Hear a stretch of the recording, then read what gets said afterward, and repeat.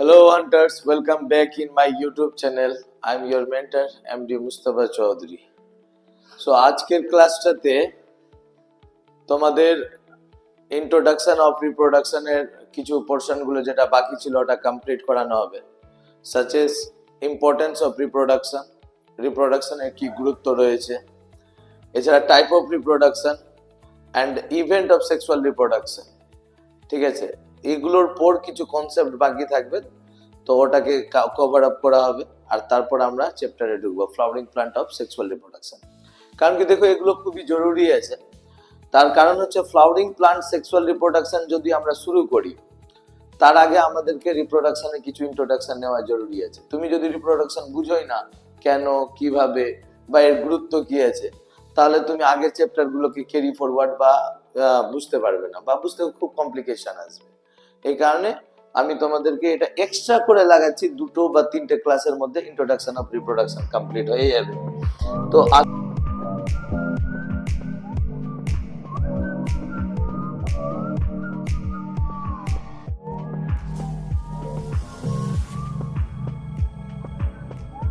Production complete হয়ে যাবে। তো আজকের ক্লাসটাতে আমরা স্পেশালি যেটা বুঝবো সেটা হচ্ছে কি, তোমার গিয়ে যে ইম্পর্টেন্স কি আছে। প্রিভিয়াস ক্লাসে আমরা অলরেডি পড়ে রেখেছি যে রিপ্রোডাকশন কি আছে, আর আজকে আমরা পড়বো কি importance of reproduction. Importance of reproduction কথা বুঝতে পারলাম, জননের গুরুত্ব। তো কি হচ্ছে, এর আগের ক্লাসটাতে যদি তোমরা দেখো মনে করো, তাহলে আমি বলেছিলাম রিপ্রোডাকশন এমন একটা বায়োলজিক্যাল ফিনোমেনন আছে যে কি প্রত্যেকটা জীব প্রজাতি যার অস্তিত্ব আজ পর্যন্ত আছে তার মধ্যে রিপ্রোডাকশনের ইভেন্ট দেখা যাবে। এমন জীব প্রজাতি যার মধ্যে রিপ্রোডাকশনের ইভেন্ট দেখা যাচ্ছে না, তার প্রজাতি যে কোনো সময় বিলুপ্ত হচ্ছে। এখানে তোমরা নোটিস করবে, ঠিক আছে, অ্যামিবা, ঠিক আছে, ভাইরাস, ব্যাকটেরিয়া, এরা পৃথিবীতে সৃষ্টি আদি লগ্ন থেকে আছে আর এখন পর্যন্ত আছে। তো একটা জীব তো এখন পর্যন্ত নাই, এদের একটার পর একটা প্রজননের মাধ্যমে নতুন পুরাতন জীব থেকে নতুন জীব, পুরাতন জীব থেকে নতুন জীবের সৃষ্টি হয়ে চলে আসে। আর আজকে দেখো কিছু জীব আছে যারা বিলুপ্ত হয়েছে, ঠিক আছে, তোমরা বিবর্তন চ্যাপ্টার গুলোতে পড়বে। তো তাদের প্রজাতির মধ্যে সব থেকে বড় যেটা ঘাটতি বা ঘাটতি দেখা যাচ্ছিল সেটা হচ্ছে জনন রিলেটেড ইভেন্ট। তো জনন এমন একটা প্রসেস আছে যার ফলে কি করতে পারি আমরা, টু একটা জীব কি করতে পারে, to save on species, on species in this earth, in this আর্থ। ঠিক আছে, এই পৃথিবীতে কোন প্রজাতি, ঠিক আছে, নিজের প্রজাতির অস্তিত্বকে বাঁচিয়ে রাখার জন্য জনন করে। এই কারণে দেখো, যার মধ্যে জননের প্রক্রিয়া যত বেশি, সেই প্রজাতির বিলুপ্ত হওয়ার চান্স তত কম হবে। আর যার মধ্যে জননের, ঠিক আছে, যার মধ্যে কি হচ্ছে, জননের পরিমাণ, ঠিক আছে, যত কম, তার প্রজাতি বিলুপ্ত হওয়ার চান্সও কি আছে, বেশি আছে। এখানে আমরা একটা এখানে ফর্মুলেটেড করতে পারি, লিখতে পারি রিপ্রোডাকশন, রিপ্রোডাকশন যে শব্দটা আছে রিপ্রোডাকশন, ঠিক আছে, এটা ইনভার্সিবল প্রপোর্শনাল টু 1/extinct। ঠিক আছে, রিপ্রোডাকশন এক্সটিংক্টের সাথে ব্যস্তানুপাতিক ভাবে সম্পর্কিত। যদি তুমি জনন বাড়াও তাহলে বিলুপ্ততা কমবে, আর যদি জনন কমাও তাহলে বিলুপ্ততা কি হবে, বাড়বে। নাহলে তোমরা একটা এক্সাম্পল দিয়ে আরো এটা জিনিসটাকে ক্লিয়ার করো। দেখবে আমরা মাঝে মধ্যে সেফ স্পেসিস গুলোতে যাই, যেমন কি রয়্যাল বেঙ্গল টাইগারকে সেভ করো, ঠিক আছে, তার কারণ কি হচ্ছে, তাদের প্রজাতিগুলো কমছে, তাদের মধ্যে জননের পরিমাণ কমছে। কিন্তু এরকম ইমাজিনেশন করো যে কি কোনোদিন এমন হবে কি যে কি আমরা সব বোর্ড নিয়ে বেরিয়ে গেছি মাঠে বা এই সরি রোডে, রোড শো করার জন্য আন্দোলন করছি, মশা বাঁচাও অভিযান, হবে না। না, তো মশা বাঁচাও অভিযান চলছে না কেন, মশা প্রজাতিকে বিলুপ্ততা হওয়া থেকে বাঁচাচ্ছি না কেন, কারণ ওর প্রজাতি বিলুপ্ত হবেই। এত বেশি মশার কি আছে, জননের ইভেন্ট আছে। একটা ফিমেল মসকিউটো নিজের যে রিপ্রোডাক্টিভ লাইফ সাইকেল থাকে প্রায় 6 কোটির মতো ডিম দেয়, ঠিক আছে। তো অতটা ডিমের মধ্যে যদি প্রায় 5 কোটি ডিম নষ্ট হয়ে যায়, তো 1 কোটির তো ডিম থেকে বাচ্চা বেরোবেই, ঠিক আছে, তো ওর জনন কি আছে, ওয়েল ডেভেলপ আছে। তো যত বেশি জনন, জীবের সংখ্যা তত বেশি বাড়বে, আর জীবের সংখ্যা যত বেশি বাড়বে তার মধ্যে বিবর্তন হওয়ার চান্সও তত বেশি কমবে। এখানে আমরা একটা পয়েন্ট আবার এখানে লিখতে পারি যে কি the reproduction reproduction reproduction help help species, ঠিক আছে, help species to increase their number, to increase their number. Reproduction কি করে, কোন প্রজাতির সংখ্যা বাড়াতে সাহায্য করে। এই কারণে আবার আমরা এখানে একটা সম্পর্ক লিখতে পারি। কি সম্পর্ক লিখতে পারি বলতো, লিখা যাবে reproduction reproduction directly proportional to number, directly proportional to species number. ঠিক আছে, ঠিক আছে, ভালো করে বোঝার চেষ্টা করবে। কোনো একটা সমস্যা হতে গেলে তোমরা বলবে আমাকে, আমি তোমাদের জন্য অনেকগুলো অপশন রেখেছি, সে কমেন্টের অ্যান্সার গুলো দিচ্ছি, ঠিক আছে, তোমাদেরকে টেলিগ্রামের অ্যান্সার গুলো দিচ্ছি, নোটস গুলো তোমাদের ওখানে পাঠিয়ে দেওয়া হচ্ছে। ইভেন আমি তোমাদেরকে হোয়াটসঅ্যাপ গ্রুপেরও একটা লিংক দিয়ে রেখেছি, যেখানে হোয়াটসঅ্যাপেও এড হতে পারো। অন্যান্য ইউটিউব চ্যানেলগুলো তোমাদেরকে কেউ হোয়াটসঅ্যাপ গ্রুপে এড করে না, আমি তোমাদেরকে হোয়াটসঅ্যাপ গ্রুপেরও লিংক দিয়ে রেখেছি, ওতেও তোমরা এড হয়ে আমার প্রত্যেকটা নোটস গুলোকে আর নিজের ডাউট গুলোকে সলভ করতে পারো। আমি তোমাদের জন্য সব সময় অ্যাভেলেবেল হচ্ছি, তার কারণ হচ্ছে যাতে তোমরা আমার কাছ থেকে লাভ তুলে নিজের জীবনে অনেক বড় বড় বড় কিছু করতে পারো। ঠিক আছে, যে সমস্ত স্টুডেন্ট গুলো নিডি আছে, যাদের অ্যাকচুয়াল প্রয়োজন আছে ক্লাসেসের, ঠিক আছে, যাদের কনসেপ্ট প্রচুর উইক লাগছে, তারা আমার ক্লাস 0 থেকে শুরু করো, দেখো কনসেপ্ট 100% চলে যাবে। আর তোমার যখন কনসেপ্ট ক্লিয়ার থাকবে, তুমি যে কোনো এক্সামিনেশন ক্র্যাক করবে, এটা আমার গ্যারান্টি আছে। ঠিক আছে, আমি এটা বলি না যে আমি একাকি থেকে তোমার নিট ক্র্যাক করিয়ে দিব, আমি এটা বলবো যে আমি একাকি থেকে তোমার নিটে বায়োলজিতে 360 স্কোর করিয়ে দিব। ঠিক আছে, এই কারণে তোমরা ক্লাসকে ইগনোর না করে পুরো ক্লাসকে অ্যাটেনশনের সাথে শুনবে। আর লিটারালি অফলাইনে যেভাবে ক্লাস করে মানুষ, ওই মেন্টালিটি মাইন্ডসেট নিয়ে ক্লাস করবে, খাতা নিয়ে বসবে, এক একটা ওয়ার্ড গুলোকে লিখবে, যেখানে ডাউট হচ্ছে সেটাকে হয়তো ঘুরিয়ে দেখো, না হলে কোশ্চেন করো যে কি স্যার এই পোর্শনে আমার এই কোশ্চেন ক্রিয়েট হচ্ছে। তো বলা হয় না বেটা, পরিশ্রম করো, পরিশ্রম ব্যর্থ যায় না, কোনো না কোনো কিছুতে তোমাকে ও রিটার্ন দিবেই। ঠিক আছে, তো পরিশ্রম থেকে ভাগবে না। তো আমরা কি দেখলাম, ইম্পর্টেন্স অফ রিপ্রোডাকশনের দুটা, প্রজাতির সংখ্যাকে কি করার জন্য, বাঁচানোর জন্য, আর প্রজাতির প্রজাতিকে অস্তিত্বকে বাঁচিয়ে রাখার জন্য, আর প্রজাতির সংখ্যা বাড়ানোর জন্য রিপ্রোডাকশন ইম্পর্টেন্ট আছে। এছাড়া রিপ্রোডাকশন কি হচ্ছে, গুরুত্বপূর্ণ আছে, ইম্পর্টেন্ট আছে ফর ফর রিপ্রোডাকশন হেল্প। ঠিক আছে, reproduction reproduction help in variation, help in variation. ঠিক আছে, রিপ্রোডাকশন ভেরিয়েশন আনে। আর একটা কথা মনে রাখবে, যত ভেরিয়েশন আসবে, ভেরিয়েশনের ফলে তোমার গিয়ে কি হবে, ইভলিউশন আসবে। আর ইভলিউশনের ফলে তোমার গিয়ে কি হচ্ছে, ইভলিউশনের ফলে বায়োডাইভার্সিটি ক্রিয়েট হবে। এই কারণে বললাম যে কি পৃথিবীতে সমস্ত কিছুর মূল কিন্তু জনন। হ্যাঁ, মজাতে নিও না, এটাই সত্যি। ঠিক আছে, রিপ্রোডাকশন ছাড়া মানুষের জীবনে অন্য কোনো সত্যিই নাই।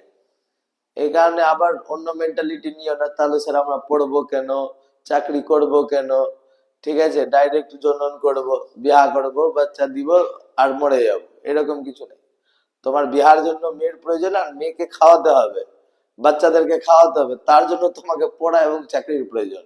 ঠিক আছে, কিন্তু মুখ্য উদ্দেশ্য জননী আছে আলটিমেটলি, এটা থেকে ভাগতে পারবে না। ঠিক আছে, তাহলে কি হচ্ছে, এই পোর্শনটা দেখো, এই পোর্শনে হচ্ছে কি তোমার, আমি বলছি যে কি ধরে নাও আজকে পৃথিবীতে এত লক্ষাধিক জীব আছে, ঠিক আছে, মানে কোটি কোটি জীব আছে, বায়োডাইভার্সিটি ক্রিয়েটেড হওয়া আছে। তো আমরা যদি প্রথম পৃথিবী সৃষ্টির আদি লগ্নে বলি, তো প্রথম জীব কি চলে আসছে, মাইকোপ্লাজমা গেলিসেপ্টিকাম, মাইকোপ্লাজমা গেলিসেপ্টিকাম আসছে। কথা বুঝতে পারলাম? তো মাইকোপ্লাজমা গেলিসেপ্টিকাম যদি জনন করে, তাহলে মাইকোপ্লাজমা গেলিসেপ্টিকামকে বানাবে। তো পৃথিবীতে আজ পর্যন্ত খালি কি থাকতো, মাইকোপ্লাজমা গেলিসেপ্টিকামেরই প্রজাতি থাকতো। তো এমন তো হয়নি, এখন এমন আমরা দেখতে পাই না যে কি খালি মাইকোপ্লাজমা কি রিসেপ্টিকাম আছে? আজকে পৃথিবীতে 1 লাখেরও বেশি জীব প্রজাতি আছে, হয়তো যে 20 তার মধ্যে 20টার নাম তুমি বলতে পারবে না, এরকমও হতে পারে। ঠিক আছে, এতগুলো জীবের যে প্রজাতি তৈরি হয়েছে, সেই একটা জীব থেকে মাইকোপ্লাজমা গ্যালিসেপ্টিকাম থেকে বা এককোষী জীব থেকে বহুকোষী জীবেদের সৃষ্টি হচ্ছে কি করে? ধরে নাও এটা মাইকোপ্লাজমা গ্যালিসেপ্টিকাম, আর এ জনন করছে, তো একটা মাইকোপ্লাজমা গ্যালিসেপ্টিকামই তৈরি হলো, আর একটা এনভায়রনমেন্টে কি হলো, অ্যাডাপ্টেশন করলো, এনভায়রনমেন্টে অ্যাডাপ্টেশনের ফলে কি হলো, ওর মধ্যে একটু পরিবর্তন হলো, একটু পরিবর্তন হলো, তাই আমি হয়ে গেল, তো একটা নতুন জীব হয়ে গেল, এটা একটা নতুন জীব হয়ে গেল, তারপরে এর তৈরি করলো, তো এর থেকে একটা এমিবাই হলো, আর এর থেকে আবার কোন একটা অন্য জীব তৈরি হয়ে গেল, তো আস্তে আস্তে জীব প্রজাতির সংখ্যা বাড়ছে অ্যাডাপ্টেশনের ফলে। অ্যাডাপ্টেশন হালকা পরিবর্তন কারণে ভেরিয়েশন, আর ভেরিয়েশন নতুন জীবকে তৈরি করে, আর নতুন জীব মানে জীব বৈচিত্র্য। তো এই যে দেখো অ্যাডাপ্টেশন, যে এক জীব থেকে অপর জীবে পাস হবে, আর অপর জীবের মধ্যে যে পাস হবে, নতুন যে বিভেদ আসবে, এগুলোর পিছনে মূল কারণ কি? রিপ্রোডাকশন, তাই না? তুমি নিজেকে দেখো, তুমি নিজের বাবা মায়ের হুবহু তো না, তোমার মধ্যে কিছু তো পরিবর্তন আছে, তোমার মধ্যে কিছু পরিবর্তন, তোমার বাচ্চার মধ্যে কিছু পরিবর্তন, তার বাচ্চার মধ্যে কিছু পরিবর্তন, তো এমন পরিবর্তন করতে করতে এমন একটা সময় আসবে যে নতুন জীব সৃষ্টি হবে। কথা বুঝতে পারলে? নতুন জীব সৃষ্টি হবে, তো জীবের প্রজাতির সংখ্যা কি হচ্ছে? বাড়ছে। তো এখানে যদি রিপ্রোডাকশনই হতো না, মানে তুমি যদি তৈরি হতো না, তুমি যদি জনন না করে আরেকটা বাচ্চাকে যদি তৈরি করতে না, তাহলে কি এরকম ইভলিউশন বা অ্যাডাপ্টেশন আসতো? তো রিপ্রোডাকশন ভেরিয়েশন আনে, ইভলিউশন আনে, বায়োডাইভার্সিটি ক্রিয়েট করে, জীববৈচিত্র্য ক্রিয়েট করে। এছাড়া খালি এখানেই নয়, রিপ্রোডাকশন ব্যালেন্স করে, ব্যালেন্স, ঠিক আছে, with death rate, with death rate. কথা বুঝতে পারলা?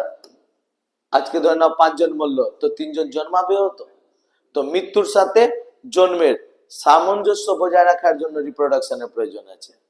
তো রিপ্রোডাকশনকে নর্মাল একটা বায়োলজিক্যাল ফিনোমেনন ভাবিও না, না না, কোনোদিনও না, এটা ভুল একদমই করিও না, একদম পাপী হয়ে যাবে। ঠিক আছে, রিপ্রোডাকশন একটা জীবের জীবনের অন্যতম প্রধান বৈশিষ্ট্য। ঠিক আছে, জীব প্রজাতির মধ্যে অন্যতম প্রধান বৈশিষ্ট্য রিপ্রোডাকশন। আর এখানে আমরা কি জন্য বলছি এটাকে? কারণ কি, ওর প্রজাতিকে যদি বাঁচিয়ে রাখতে হয় তো জনন করতে হবে, ওর প্রজাতির সংখ্যা বাড়াতে হয় তো জনন করতে হবে, ওর প্রজাতির মধ্যে যদি বিভেদ আনতে হয়, যদি ভেরিয়েশন আনতে হয়, নতুন জীব তৈরি করতে হয়, বায়োডাইভার্সিটি করতে হয় তো জনন করতে হবে। ঠিক আছে, মৃত্যুর সাথে সামঞ্জস্য বজায় রাখতে হয় তো জনন করতে হবে। তো এভরিথিং ইজ দ্য রিপ্রোডাকশন। কথা বুঝতে পারলাম? তাহলে রিপ্রোডাকশন আমরা এখানে কি বললাম? Importance of reproduction. আমি এটা ইন্ট্রোডাকটিভ ক্লাস আছে বলে তোমাদেরকে স্লাইডে লিখে লিখে পড়িয়ে দিচ্ছি। এরপরে যে চ্যাপ্টার গুলো আছে, ফ্লাওয়ারিং প্লান্ট, সেক্সুয়াল রিপ্রোডাকশন, একদম প্রপার পিপিটি তৈরি করা এবং এনসিইআরটি বেসড পিপিটি তৈরি করা। ঠিক আছে, তো তোমাদেরকে ওখানে আরো একদম ডিপ কনসেপ্টে নিয়ে গিয়ে একদম ফুললি এনসিইআরটি কে ফলো করা হবে। আর তোমরা এটা ভালো করে জানো, কিছু প্রিভিয়াস ইয়ারের কোশ্চেন গুলো যদি দেখো নিট এক্সামিনেশনে, তো আমরা দেখতে পাবো 99.9% কোশ্চেন ধরে নাও কেবলমাত্র এনসিইআরটি থেকে লাইন তুলে তুলে জিজ্ঞেস করছে। তো 100% এনসিইআরটি কভার করতে গেলে তুমি বায়োলজিতে ভালো স্কোর করবে, 360 স্কোর করা খুব ইজি আছে, এতে কমপ্লিকেশন কিছু হবে না। ঠিক আছে, তো আমরা কেবলমাত্র ফোকাস কি রাখবো? এনসিইআরটি। আর তার সেটাকে বোঝার জন্য, তার কনসেপ্টকে বোঝার জন্য এইগুলো কিছু কিছু লিখে মাঝে মধ্যে পড়বো। ঠিক আছে, তো এইবার আমরা কি পড়তে যাব? এবার পড়বো আমাদেরকে রিপ্রোডাকশনের টাইপ। ঠিক আছে, তো টাইপ অফ রিপ্রোডাকশন যদি দেখি, আমরা কি দেখি? টাইপ অফ, ঠিক আছে, টাইপ অফ রিপ্রোডাকশন। ঠিক আছে, টাইপ অফ রিপ্রোডাকশন, জননের প্রকার ভেদ। জননের কি প্রকার ভেদ? তো দেখো, জননের প্রকার ভেদ যে আছে না, অ্যাকর্ডিং টু গ্যামেট হবে। ঠিক আছে, আর বেসড অন গ্যামেট হবে। আর উইদাউট বেসড আমরা কোনো কিছুকে প্রকার ভেদ করতে পারবো না। সাপোজ তোমরা ধরে নাও, আমি বললাম যদি ছাত্রছাত্রীদেরকে আমি কি করব, ভাগ করব, তো ছাত্রছাত্রীদেরকে ভাগ করার জন্য আমার কাছে তো বেস চাই। এবার তোমরা জিজ্ঞেস করবে, স্যার কি বেসে আপনি আমাদেরকে ভাগ করবেন? তো আমি বলবো যে কি, হয়তো ব্রিলিয়েন্ট, মোটা হুঁস, মোটা হুঁসিনি, তরকারটি। কথা বুঝতে পারলাম? আর ধরে নাও এরকম করে ভাগ করে দিলাম জেন্ডারের উপর ভিত্তি করে, মেল আলাদা, ফিমেল আলাদা। কথা বুঝতে পারছো? তো আপ ধরে নাও আমি বডির ওপর ভাগ করছি, কি মোটকাগুলো আলাদা, পাতলাগুলো আলাদা। তো কি হচ্ছে, বেস্ট যত চেঞ্জ করবে তোমার কাছে রেজাল্ট কি হবে, চেঞ্জ হবে, আলাদা আসবে। তো আমাদের কাছে রিপ্রোডাকশনকে ভাগ করার যে বেস্ট হচ্ছে, তো based on gamete formation and gamete formation and fusion কথা বুঝতে পারলে? একদম নিজের মাথাকে রিল্যাক্স করো আর আমার এক্সাম্পলের মাধ্যমে পয়েন্টগুলো বোঝার চেষ্টা করো, ঠিক আছে? গেমেট ফরমেশন অ্যান্ড ফিউশনের উপর ভিত্তি করে আমরা কি করছি, রিপ্রোডাকশনকে দুভাগে ভাগ করছি। একটা হচ্ছে এসেক্সুয়াল রিপ্রোডাকশন, ঠিক আছে, খুবই কমন আছে, তোমরা সবাই স্বাভাবিকভাবে এর নাম শুনেছো, asexual reproduction and asexual reproduction, ঠিক আছে, ও যৌন জনন এবং যৌন জনন বলে নাম শুনে হবে, ঠিক আছে? এসেক্সুয়াল রিপ্রোডাকশন আমাদের চ্যাপ্টারে নেই, আমরা এটাকে নিয়ে ডিল করব না, অলরেডি বাদ হয়ে গেছে নিটের সিলেবাস থেকেও আর তোমাদের বোর্ডের থার্ড সেমিস্টারের সিলেবাস থেকেও। আমাদের স্পেশালি ডিল হবে সেক্সুয়াল রিপ্রোডাকশনের উপর। এসেক্সুয়াল রিপ্রোডাকশন কি আছে, যেখানে উইদাউট গ্যামেট ফিউশন, ঠিক আছে, উইদাউট গ্যামেট ফিউশন কি হচ্ছে রিপ্রোডাকশন হবে, বা উইদাউট গ্যামেট প্রোডাকশন, ঠিক আছে, দ্য রিপ্রোডাকশন ঠিক আছে, or in which type of reproduction, ঠিক আছে, reproduction conduct or in which type of reproduction gamete are not fused, ঠিক আছে, not fused or formation, ঠিক আছে, formation, that's called asexual reproduction, ঠিক আছে? আমি এর সাথে বাংলাও বলছি, বাংলাটা শুনে শুনে লেখার চেষ্টা করো, ঠিক আছে? যেভাবে বেদ আগে শুনে শুনে মনে রাখা হতো, বেদের অপর নাম শুরুতেই ওইভাবে আমি অতটা এখন বোর্ড ওয়ার্ক যদি করি, বাংলা ইংরেজি বোথ লিখি, তাহলে সময় বেশি স্পেন্ড হবে। এই কারণে তোমরা আমার সাথে সাথে ভাষাতে বাংলাটা লিখে নেওয়ার চেষ্টা করবে। এমন জনন বা যে জনন প্রক্রিয়ায় গেমেটের উৎপাদন বা গেমেটের মিলন ছাড়াই জনন সম্পন্ন হয়, তাকে আমরা সেক্সুয়াল রিপ্রোডাকশন বা অযৌন জনন বলছি, ঠিক আছে? আর সেক্সুয়াল রিপ্রোডাকশন অপোজিট হয়ে যাবে, দ্য রিপ্রোডাকশন কমপ্লিট, ঠিক আছে, the reproduction complete by fusion of gametes, এমন রিপ্রোডাকশন যেখানে আমরা কমপ্লিট করব, এটা কার দ্বারা, গেমেটের ফিউশন দ্বারা, কার দ্বারা, গেমেটের ফিউশন দ্বারা, তাকে আমরা কি বলছি, সেক্সুয়াল রিপ্রোডাকশন। তো এক কথায় যদি শর্ট নোটস বানাই, আর বেটা চেষ্টা করো যে কি তোমরা কি করবে, শর্টস নোটস বানানোর চেষ্টা করো এক্সামের সময়, লাস্ট টাইম রিভিশনই কিন্তু শর্ট নোটস, কথা বুঝতে পারলা? কারণ কি তুমি এক্সাম এমসিকিউ বেস দিবে, আর সে থার্ড সেমিস্টারের ছেলে মেয়েদেরকেও বলছি, আর তোমার গিয়ে নিটের ছেলে মেয়েদেরকেও বলছি, কারণ কি থার্ড সেমিস্টারেও তো ফুললি 35 এমসিকিউ, তো ওখানে তোমাকে ব্রিফ নোটস কোনো কিছু লিখতে হবে না, বলে এতগুলো কিছু লেখার প্রয়োজন নেই, কি নোটস গুলো লিখে লিখে খাতায় তোমরা নোটস বানানোর চেষ্টা করো। যেমন সেক্সুয়াল রিপ্রোডাকশন লিখবে, তো সেক্সুয়াল রিপ্রোডাকশনের নোটস এইভাবে লিখতে পারো, অ্যাবসেন্ট অফ গ্যামেটস এইভাবে লিখে নিতে পারো।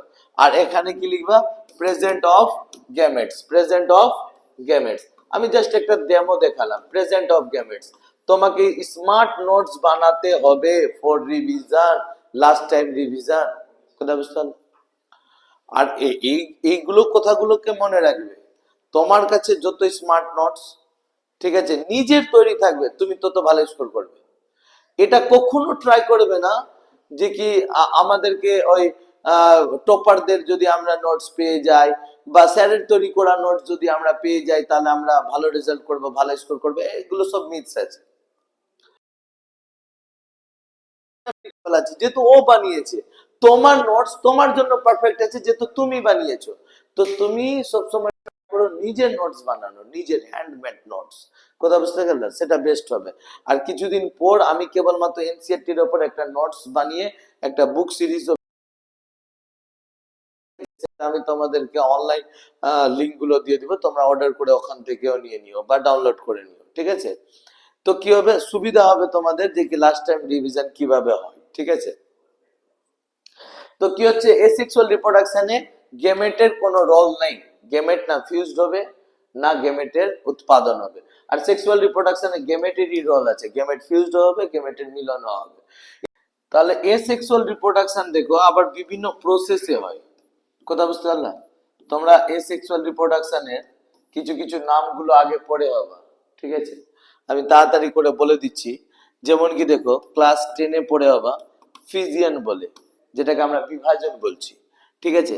একটা বার্ডিং পড়ে হবা, বার্ডিং, যেটাকে আমরা কর্কটগম বলছি। একটাকে পড়ে হবা তোমরা গিয়ে কি রিজেনারেশন, ঠিক আছে? রিজেনারেশন, যেটাকে আমরা কি বলছি পুনরুৎপাদন। একটা পড়ে হবা তোমরা গিয়ে ভেগেটেটিভ প্রপাগেশন, ভেগেটেটিভ প্রপাগেশন, ঠিক আছে? ভেগেটেটিভ প্রপাগেশন পড়ে হবা, যেটাকে আমরা বলছি অঙ্গজ জনন। আর একটা পড়ে হবা তোমরা গিয়ে কি পার্থেনোজেনেসিস। বলো তো, তোমাদের কারো যদি এই কনসেপ্টটা জানা আছে পার্থেনোজেনেসিস, তাহলে অবশ্যই কমেন্ট করো, কমেন্টে বলো দেখি কি কে কে জানছো পার্থেনোজেনেসিসের কনসেপ্টটা। না হলে আমি এটাকে একটু ডিটেলসে নিয়ে যাব, ঠিক আছে? এটা বোর্ডে আসি আমি, আগে পার্থেনোজেনেসিসের কনসেপ্টটাকে একটু তোমাদেরকে আমি ক্লিয়ার করে দিই, যেহেতু এটা আসবে। এটাকে আমরা অপুংজনীয় বলি, ঠিক আছে? বাংলাতে এটা বিভাজন, এটা কর্কটগম, এটা হচ্ছে পুনরুৎপাদন, ঠিক আছে? বিভাজন ব্যাকটেরিয়া বা এদের মধ্যে দেখতে পাওয়া যাবে। বার্ডিংটা স্পেশালি তুমি দেখতে পাবে কার মধ্যে, ইস্টের মধ্যে, ঠিক আছে? আর রিজেনারেশনটা আমরা কার মধ্যে দেখতে পাই, স্পাইরো গাইরার মধ্যে দেখতে পাই। পুনরুৎপাদন যেটা প্রক্রিয়াটা আছে, সরি স্পাইরো গাইরার মধ্যে না, ওটাও দেখতে পাই আমরা এর মধ্যে তোমার গিয়ে কি হচ্ছে ওটা স্পাইরোগাইডা, আর তোমার টিনোফেরা গ্রুপের যে অর্গানিজম গুলো আছে, যেটা চ্যাপ্টা কৃমি, ফিতা কৃমি গুলো আছে, তাদের মধ্যেও দেখা যায় রিজেনারেশনটা, ঠিক আছে? ভেগেটেটিভ প্রপাগেশন স্পেশালি আমরা উদ্ভিদের মধ্যে দেখতে পাবো, যার যে সমস্ত উদ্ভিদগুলো ফুল দ্বারা বা ফল বীজ দ্বারা জনন করে না। যেমন কি তোমরা পড়েছো পাথরকুচির মধ্যে, ঠিক আছে? যেমন কি আলুর মধ্যে, ঠিক আছে? আদার মধ্যে, রসুনের মধ্যে, হলুদের মধ্যে, এগুলো সব কি আছে তোমার গিয়ে ভেগেটেটিভ প্রপাগেশন। আর পার্থেনোজেনেসিসটা অপুংজনিটা আমরা হানিবির মধ্যে দেখতে পাবো। আর এটাকে আমি তোমাদেরকে একটু এক্সপ্লেন করে দিই, ঠিক আছে? এটা অলরেডি তোমাদের আসবে, এই কনসেপ্টটা, পার্থেনোজেনেসিসের কনসেপ্টটা এতে তোমার জেনেটিক্স এর চ্যাপ্টারে। এটা অপুংজনি আমরা বেসিক্যালি দেখতে পাই হানি বি এর মধ্যে, হানি বি, ঠিক আছে? মৌমাছির মধ্যে। তো মৌমাছির এই জিনিসটা মৌমাছির সেক্স ডিটারমিনেশনে হেল্প করে, সেক্স ডিটারমিনেশন, ঠিক আছে? সেক্স ডিটারমিনেশন, সেক্স ডিটারমিনেশন কি বলো তো, কেউ জানতে গেলে বলো, অবশ্যই কমেন্ট করো, কমেন্টে তোমাদের সময় বেশি লাগে না। সেক্স ডিটারমিনেশন কি জানো? একদম লাইভ ক্লাসের মতন পড়ো। আমি চাইতে গেলে তোমাদের লাইভ ক্লাস করতে পারি, তবু আমি লাইভ ক্লাসটা করি না। তার পিছনে দুটো কারণ আছে। এক তো লাইভ ক্লাসটাতে তোমার গিয়ে ডাউনলোডেড অপশন হচ্ছে না, ঠিক আছে? তো অনেক স্টুডেন্ট গুলো ক্লাসেস গুলো কি করে ডাউনলোড করে পড়ে, হয়তো বাবা বা মায়ের বা আর কারো ফোন আছে, সবসময় ইন্টারনেট বা আর কোনো কিছু পাচ্ছে না, তো ডাউনলোড করে ও পড়ছে। আমার স্টুডেন্ট গুলো একটু আলাদা তবকাকে আমি টার্গেটেড করে রেখেছি, যেহেতু বুঝতে পারছো বিলো পিভার্টি লাইনের স্টুডেন্ট গুলো আছে। তো বড় বড় কোনো কোচিং ইনস্টিটিউট আর হেলো বাচ্চা টাইপ ইনস্টিটিউশনের মতন আমার এখানে সব হাই ফাই প্রোফাইলের স্টুডেন্ট গুলো নাই, ঠিক আছে? বলে আমি লাইভ ক্লাসেসে আসি না। আর সেকেন্ড হচ্ছে তোমাদের গিয়ে কি লাইভ ক্লাসের সেশন গুলো অনেক স্টুডেন্টের ব্যস্ততা থাকার জন্য ছুটেও যেতে পারে। তো আমি চাই না যে তোমাদের কোনো সেশন ছুটে, এখানে আপলোডেড থাকবে, তুমি একটা নিজের শিডিউল বানিয়ে নাও, রাত্রে 8টায় তো 8টা, 9টায় তো 9টা, ওই সময় স্যারের এই ক্লাসেস গুলো আমি করব। তো তুমি নিজের শিডিউল অনুযায়ী আমার ক্লাসকে যে কোনো সময় দেখতে পাবে, বলে আমি লাইভ ক্লাসটাতে আসি না। কিন্তু ওই হিসাবে করার চেষ্টা করো, ঠিক আছে? আমি যাতে দেখতে পাই যে কি আমি দেখতে পাচ্ছি যে তুমি ওখানে লাইভ বসে আছো আর আমাকে এখান থেকে তুমি লাইভ দেখছো, ঠিক আছে? কানেকশন একটা তৈরি করতে হবে। সেটা কানেকশন তুমি চাইতে গেলে মাইন্ডসেটের মাধ্যমেও তৈরি করা যায়, কিভাবে হয় তোমরা দেখো, যে আমি ধরে নাও এখন যদি তেঁতুলের কথা বলি, তেঁতুল তেঁতুল তেঁতুল, ফুচকা ফুচকা ফুচকা, তো অনেক ছেলে মেয়েগুলো এমন হবে না যে কি যার জিভে জল আসবে, ঠিক আছে? তো আমাদের মাইন্ডসেট ওইভাবেই কাজ করে, ঠিক আছে? তুমি যেটা ভাববে বা মাইন্ডকে যেটা রেসপন্স জেনারেট করবে দিবে, সে মাইন্ড তোমাকে ওইভাবেই কন্ডাক্ট করবে আগে। কথা বুঝতে পারলা? এটাই কারণ আছে যে কি তুমি দেখবা বড় বড় রেস্টুরেন্ট গুলোতে বা আর কোথাও ওদের যে এলইডি বা স্ক্রিন গুলো থাকে, টিভি ফিভি যে চলে, ওতে বারবার তোমাকে দেখবে এক একটা রেসিপি গুলো দেখাতে থাকবে। কারণ কি মানুষ ওখানে বসে যদি 10 মিনিট বা 15 মিনিট ওই বারবার রেসিপি গুলো দেখে, তাহলে ওর যদি পেটে খিদা নেই তবুও খিদা ফিল হতে লাগবে, ঠিক আছে? তো ওইরকমই তুমি জাস্ট সামনে বসে মোবাইল না রেখে ভাবো যে কি আমার সামনে সাক্ষাৎ স্যার লাইভ সেশনে আমাকে অফলাইনে এইভাবে পড়াচ্ছে, তাহলে মাইন্ডসেটকে ওইভাবে যদি তৈরি করো, তাহলে তুমি ভালো করে এখান থেকে ক্লাস থেকে প্রফিট উঠাতে পারবে, ঠিক আছে? আর যদি তুমি মাইন্ডসেট অন্যরকম করে নিয়েছো যে কি ধর বাকি 10টা অনলাইন ক্লাসের মতন এই ক্লাসটা অনলাইন হচ্ছে, ঠিক আছে, স্যারকে ইচ্ছা মতো আমি ঘুরাচ্ছি নাচাচ্ছি থামছি আগে বাড়াচ্ছি পিছে করছি, তাহলে কিছু হবে না। তো সব মাইন্ডসেটের ব্যাপার আছে। তো সেক্স ডিটারমিনেশন কি আছে? সেক্স ডিটারমিনেশন তোমরা জানো, পড়েছো, যে কি ধরে নাও আমরা এতে কি পড়েছি যে ছেলে কিভাবে হয় মেয়ে কিভাবে হয়, ঠিক আছে? তো ক্লাস 10-এ পড়েছো যে কি এক্স এক্স ক্রোমোজোম মেয়ে, এক্স ওয়াই ক্রোমোজোম কি হচ্ছে ছেলে। তো ক্রোমোজোমের ওপর আমাদের ক্রোমোজোমের ওপর ডিসাইডেড আছে যে ছেলে হবে না মেয়ে হবে, কথা বুঝতে পারলাম? কিন্তু হানিবিদের কি আছে, ক্রোমোজোম নাম্বারের উপর ডিসাইড আছে, ক্রোমোজোম নাম্বারের উপর ডিসাইডেড আছে, ঠিক আছে? ক্রোমোজোম নাম্বারের উপর কি আছে ডিসাইড করে, decide or chromosome number based আছে সেক্স, ঠিক আছে? ক্রোমোজোম নাম্বার বেসড আছে।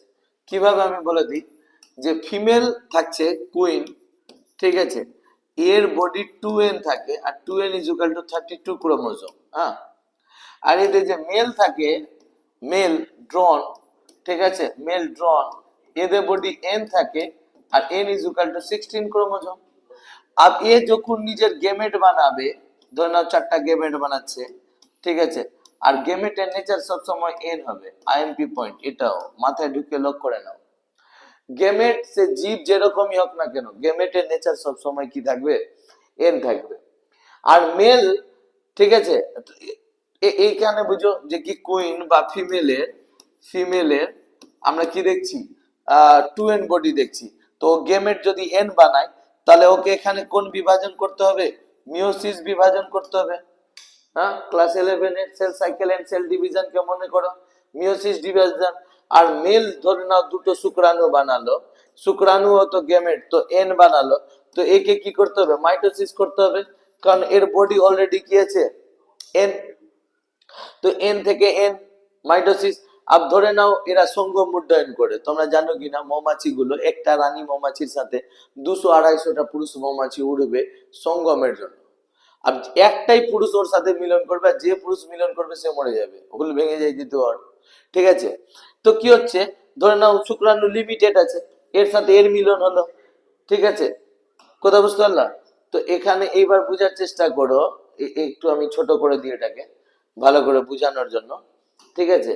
এবার বুঝো যে কি এন আর এন মিললো, তাহলে এখানে 2n জাইগোট, জাইগোটটা কি হলো 2n, ঠিক আছে, 2n জাইগোট, কথা বুঝতে পারলা? আর এখানকার এন আর এন মিললো, তো আবার 2n জাইগোট, ঠিক আছে, 2n জাইগোট। তো এইবার দেখো এই দুটো যে ডিম্বাণু এরকম বেকার হয়ে যাচ্ছে না? তো এই দুটো ডিম্বাণু থেকে যে অর্গানিজম এন অর্গানিজম তৈরি হবে কিনা, এন হানিবি তৈরি হবে, ঠিক আছে? তো এটা আনফার্টিলাইজড এগ আছে, আনফার্টিলাইজড এগ, ঠিক আছে, এই এগটা নিষিক্ত হয়নি, ঠিক আছে, এই একটা নিষিক্ত হয়েছে কি, তো এই একটা যে নিষিক্ত হয়নি, এখান থেকে তৈরি হবে ভবিষ্যতের এই দুটো তৈরি হবে কি ড্রন, এই ভবিষ্যতের এই দুটো কি তৈরি হবে ড্রন। আর এই দুটো যে জাইগোট হলো 2n, তো এই ভবিষ্যতের কি তৈরি হবে ফিমেল, কি হবে ফিমেল। তো হানিবির মধ্যে পার্থেনোজেনেসিস, এই যে আনফার্টিলাইজ অপুংজনী অনিষিক্ত ডিম্বাণু থেকে যে বাচ্চা হবে এটা হবে কি পুরুষ। তো পার্থেনোজেনেসিসের মাধ্যমে হানিবির মধ্যে সেক্স ডিটারমিনেশন হয়। কি ডিটারমিনেশন হয়? সেক্স ডিটারমিনেশন হয়। তো তোমাদেরকে এখানে সেকেন্ড ইউনিটে চ্যাপ্টারে পড়তে হবে মৌমাছি লিঙ্গ নির্ধারণ, তারপরে পাখির লিঙ্গ নির্ধারণ, মানুষের লিঙ্গ নির্ধারণ। তো আমি ওটা আগেই শিখে দিলাম মৌমাছি লিঙ্গ নির্ধারণ কিভাবে হচ্ছে। তো মৌমাছি লিঙ্গ নির্ধারণটা একদম খুব ট্রিকি আছে, যে ক্রোমোজোম নাম্বারের ওপর হয়। যদি ক্রোমোজোম নাম্বার 2n হয় তাহলে ফিমেল, আর যদি n হয় তাহলে কি হচ্ছে মেল। n কখন হবে? আনফার্টিলাইজ এগ থেকে তৈরি হবে, আনফার্টিলাইজ এগ থেকে তৈরি হবে। কথা বুঝতে পারলাম? তো আমরা যদি রিটার্ন আসি নিজের এই জায়গায়, সেক্সুয়াল রিপ্রোডাকশনটাকে আমরা পড়বো, ঠিক আছে? সেক্সুয়াল রিপ্রোডাকশন দেখা যাবে কোথায়? হায়ার অর্গানিজমে, হায়ার অর্গানিজমে দেখবো, হায়ার অর্গানিজমে দেখবো। আর সেক্সুয়াল রিপ্রোডাকশনের মধ্যে আমরা কিছু ইভেন্ট গুলো পড়বো, ঠিক আছে? সেক্সুয়াল রিপ্রোডাকশনের প্রসেস আলাদা হয় না, এসেক্সুয়াল রিপ্রোডাকশনে সবার প্রসেস আলাদা। কেউ নিজের বডিকে ভাঙছে, তো কেউ নিজের বডিতে কোর বানাচ্ছে, কেউ নিজের বডিকে পুনরায় উৎপাদন করছে, কেউ নিজের বডির অঙ্গ থেকে আবার তৈরি করছে। তো এসেক্সুয়াল রিপ্রোডাকশনের কি হচ্ছে, তোমার কি প্রসেস গুলো আলাদা হচ্ছে। কিন্তু সেক্সুয়াল রিপ্রোডাকশন বলছে যে কি সবার মধ্যে প্রসেস সেম হবে। কথা বুঝতে পারলাম? তো আজকের ক্লাসটা এখান পর্যন্তই, এসেক্সুয়াল রিপ্রোডাকশন পর্যন্ত তোমাদের ইন্ট্রো হয়ে গেল। এরপরে একটা ক্লাস আর ইন্ট্রোডাকশন হবে তোমার গিয়ে কি সেক্সুয়াল রিপ্রোডাকশনের ইভেন্ট পর্যন্ত। তারপর এই 3টা ক্লাসে তোমাদের ইন্ট্রোডাকশন অফ রিপ্রোডাকশন ভালো করে কমপ্লিট। তারপর আমরা চ্যাপ্টার গুলোতে ঢুকবো ফ্লাওয়ারিং প্ল্যান্ট সেক্সুয়াল রিপ্রোডাকশনে। কথা বুঝতে পারলাম? তো আমার ভিডিও যদি তোমাদের ভালো লাগছে তো ভিডিও দেখতে থাকো, আর শেয়ার করতে থাকো, কমেন্ট করতে থাকো, খুব বেশি সাপোর্ট করো, ঠিক আছে? সেই সমস্ত স্টুডেন্টের কাছ থেকে মানে এই ভিডিওগুলো পৌঁছে দেওয়ার লিটারালি চেষ্টা করো যাদের সত্যি এগুলো প্রয়োজন আছে, ঠিক আছে? এখন সামনে এক্সাম আছে, নিট এক্সামিনেশনে। তো তোমরা যদি কাউকে সোর্সের ব্যবস্থা করে দিতে পারো তো অনেকের ভিতরে হব জাগতে পারে, বা এখান থেকে লাস্ট টাইম রিভিশন করে নিজের এক্সামে ভালো পারফর্ম করতে পারে। Thank you, thanks a lot.